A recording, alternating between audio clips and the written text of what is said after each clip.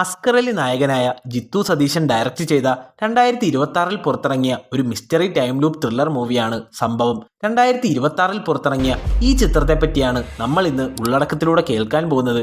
എല്ലാ സിനിമകളുടെ പിന്നിലും കുറെ ആൾക്കാരുടെ കഷ്ടപ്പാടുണ്ടല്ലോ. അതിനെയെല്ലാം ബഹുമാനിച്ചുകൊണ്ട് തന്നെ നമുക്ക് തുടങ്ങാം. സംഭവം മൂവി ഒരു ഒന്നൊന്നര സംഭവമാണെന്ന് തന്നെ പറയേണ്ടിയിരിക്കുന്നു. അങ്ങനെ പറയാൻ കാര്യം, മലയാളത്തിൽ ഇറങ്ങിയതിൽ ഏറ്റവും അടിപൊളിയായിട്ടുള്ള one of the best time loop movie തന്നെയാണ് സംഭവം. മൂവി കാണുമ്പോൾ അതൊരു പുതിയ ഡയറക്ടർ എടുത്ത മൂവിയാണെന്ന് തോന്നത്തേയില്ല. അത്രയും നന്നായി ചെയ്തു വെച്ചിട്ടുണ്ട്. കിഷ്കിന്ധാകാന്ഡം, എക്കോ എന്നിങ്ങനെയുള്ള സിനിമകളിലെ ഫ്രെയിംസ് എല്ലാം നമ്മൾ കണ്ടിട്ടില്ലേ? അതുപോലെ തന്നെ മനോഹരമായിട്ടുള്ള ഫ്രെയിമുകളാണ് ഈ സിനിമയിലും കാണാൻ സാധിക്കുന്നത്. എക്കോയിലും കിഷ്കിന്ധാകാന്ഡത്തിലുമൊക്കെ കാടിൻ്റെ സൗന്ദര്യമാണ് കാണിക്കുന്നതെങ്കിൽ ഇവിടെ കാടിനെ ഒരു ഭയാനകത നിറഞ്ഞ രീതിയിലാണ് ചിത്രീകരിച്ചിരിക്കുന്നത്. വളരെ കാലം മുമ്പ് യൂട്യൂബിൽ ഇറങ്ങിയ ഒരു ഷോർട്ട് ഫിലിമിൻ്റെ ഒരു എക്സ്റ്റെൻഡഡ് വേർഷനാണെന്ന് തന്നെ പറയാം ഈ സിനിമ. ഡയറക്ടറായ ജിത്തു സതീശൻ തന്നെയാണ് സിനിമയുടെ എഴുത്തും വളരെ നല്ല രീതിയിൽ തന്നെ പുള്ളി എഴുതി വെച്ചിട്ടുണ്ട്. ടൈം ലൂപ്പ് മൂവീസ് തന്നെ പറഞ്ഞു ഫലിപ്പിക്കുക എന്നത് വളരെ ബുദ്ധിമുട്ടുള്ള കാര്യമാണല്ലോ. അത് വളരെ ഭംഗിയായി തന്നെ അദ്ദേഹത്തിന് കൺവേ ചെയ്യാൻ പറ്റിയിട്ടുണ്ട്. സിനിമയിലെ ഓരോ ഫ്രെയിം ബൈ ഫ്രെയിമും അടിപൊളിയായിട്ട് തന്നെ അദ്ദേഹം ചിത്രീകരിച്ചിട്ടുണ്ട്. പിന്നെ എടുത്തു പറയേണ്ടത് ഗോഡ്വിൻ തോമസിന്റെ മ്യൂസിക് ഡിപ്പാർട്ട്മെന്റ് ആണ്. അവർ നല്ല പണിയെടുത്തിട്ടുണ്ടെന്ന് നമുക്ക് സിനിമയിലൂടെ കാണാൻ സാധിക്കും. അത്രയ്ക്ക് അടിപൊളിയായിട്ട് മ്യൂസിക്കും ചെയ്തു വെച്ചിട്ടുണ്ട്. ഓരോ സീനിലും നല്ല കിടിലനായിട്ട് തന്നെ ബാക്ക്ഗ്രൗണ്ട് മ്യൂസിക് ചെയ്തിട്ടുണ്ട്. ആ ഹൊറർ ഫീലും മിസ്റ്ററി ഫീലും എല്ലാം നന്നായിട്ട് വർക്കായിട്ടുണ്ട്. സസ്പെൻസ് നിറഞ്ഞ സീനിലെല്ലാം മ്യൂസിക് അടിപൊളിയാക്കാനായിട്ട് ഗോഡ്വിൻ തോമസിന് സാധിച്ചിട്ടുണ്ട്. അതുപോലെ നായകനായിട്ട് അഭിനയിച്ച അസ്കർ അലി, വിനീത്, സിദ്ധാർത്ഥ് ഭരതൻ, സെന്തിൽ എല്ലാവരും അടിപൊളിയായിട്ട് തന്നെ അവർക്ക് കിട്ടിയ ക്യാരക്ടർ ചെയ്തിട്ടുണ്ട്. കാസ്റ്റ് മാത്രമാണ് കുറച്ച് മിസ്കാസ്റ്റ് ആയിട്ട് എനിക്ക് ഫീൽ ചെയ്തത്.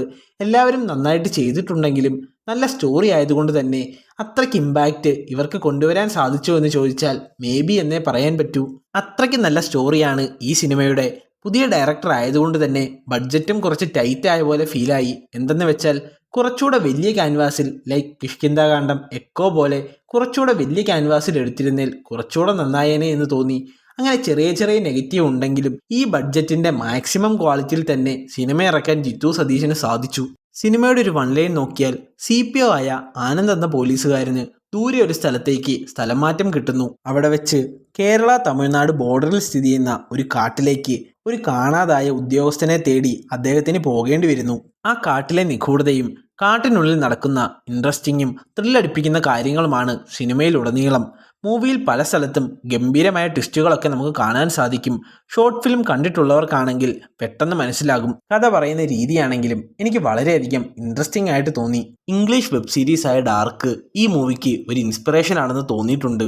ഒരു ഷോർട്ട് ഫിലിമിൻ്റെ എക്സ്റ്റെൻഡഡ് വേർഷനാണ് ഈ സിനിമയെന്ന് ഞാൻ പറഞ്ഞിരുന്നല്ലോ. ആ ഷോർട്ട് ഫിലിമിന് നല്ലൊരു ക്ലൈമാക്സിലേക്ക് കൊണ്ടെത്തിക്കാനും ജിത്തു സതീശന് സാധിച്ചു എന്ന് വേണം പറയാൻ. എങ്ങനെയാണ് ആ കാട് നിഗൂഢമായതെന്നും എന്തുകൊണ്ടാണ് ആ കാട് നിഗൂഢമായി നിലകൊള്ളുന്നതെന്നും കാട്ടിലകപ്പെട്ടവർക്ക് എന്ത് സംഭവിച്ചുവെന്നും വളരെ ത്രില്ലടിപ്പിക്കുന്ന രീതിയിൽ തന്നെ അദ്ദേഹത്തിന് എടുക്കാൻ സാധിച്ചിട്ടുണ്ടെന്ന് വേണം പറയാൻ. CPO ആയ ആനന്ദിന്റെ ടൈം ലൈൻ കേന്ദ്രീകരിച്ചാണ് സിനിമ മുമ്പോട്ട് പോകുന്നത്. അതായത് ആനന്ദിന്റെ ഭൂതകാലത്തിലും ഭാവി കാലത്തിലും എന്തൊക്കെ മാറ്റങ്ങൾ വരുന്നു എന്നതിനെ അടിസ്ഥാനമാക്കിയാണ് സിനിമ മുമ്പോട്ട് പോകുന്നത്. 2024 വെള്ളൂർക്കാട് പോലീസ് സ്റ്റേഷനിലേക്ക് സ്ഥലം മാറ്റം കിട്ടിപ്പോകുന്ന ആനന്ദ് എന്ന പോലീസുകാരൻ സ്റ്റേഷനിലേക്ക് പോകുന്ന വഴിയിലുണ്ടാകുന്ന അസാധാരണമായ ഒരു സംഭവം കൊണ്ട് ആനന്ദ് ഒരു ടൈം ലൂപ്പിൽ പെടുന്നു. 2024 നിന്നും മുമ്പിലേക്കും പിറകിലേക്കും പല വർഷങ്ങളിലേക്ക് ആനന്ദ് സഞ്ചരിക്കുന്നുണ്ട്. ഈ യാത്രയിൽ ആനന്ദ് കേട്ടിട്ടുള്ളതും ഇല്ലാത്തതുമായ ധാരാളം ആളുകളെയും സംഭവങ്ങളെയും കാണുകയും അതിൽ ഇടപെടുകയും ചെയ്യുന്നുണ്ട്. ഈ ഒരു പാറ്റേണിലാണ് സിനിമ പോകുന്നത്. കൂടുതൽ കഥയിലേക്ക് കയറിയാൽ സ്പോയിലർ ആകുമെന്നുള്ളത് കൊണ്ട് തന്നെ അങ്ങോട്ടേക്ക് കടക്കാൻ താല്പര്യപ്പെടുന്നില്ല. ഈ സിനിമയിൽ പലതരത്തിലുള്ള ഇമോഷൻസ് എല്ലാം വന്നു പോകുന്നുണ്ട്. അതെല്ലാം നന്നായി തന്നെ നമ്മളിലേക്ക് എത്തിക്കാൻ ഈ സിനിമയുടെ ഫുൾ ടീമിന് സാധിച്ചിട്ടുണ്ടെന്നുള്ളത് അഭിനന്ദനം അർഹിക്കുന്ന ഒന്നാണ്. ഓവറോൾ നോക്കുകയാണെങ്കിൽ മലയാളത്തിൽ ഇറങ്ങിയ ഒരു എക്സ്പീരിമെൻ്റൽ മസ്റ്റ് വാച്ച് മൂവി തന്നെയാണ് സംഭവം. ഒരിക്കൽ കൂടി ഈ സിനിമയുടെ പിന്നിൽ പ്രവർത്തിച്ച എല്ലാവരെയും സ്മരിച്ചുകൊണ്ട് നിർത്തട്ടെ. സംഭവം മൂവി നിങ്ങൾ കണ്ടവരാണെങ്കിൽ നിങ്ങൾക്ക് എന്താണ് തോന്നിയതെന്ന് കമൻറ്റ് ബോക്സിൽ പറയൂ. ഇതുപോലുള്ള ഇൻട്രസ്റ്റിംഗ് സിനിമകളെ പറ്റി അറിയാൻ ഈ ചാനൽ ഇപ്പോൾ തന്നെ സബ്സ്ക്രൈബ് ചെയ്യുക. അപ്ലോഡ് ചെയ്യുന്ന വീഡിയോ അതിവേഗം ലഭിക്കാനായി ആ ബെല്ലൈക്കൺ കൂടെ എനേബിൾ ചെയ്യുക.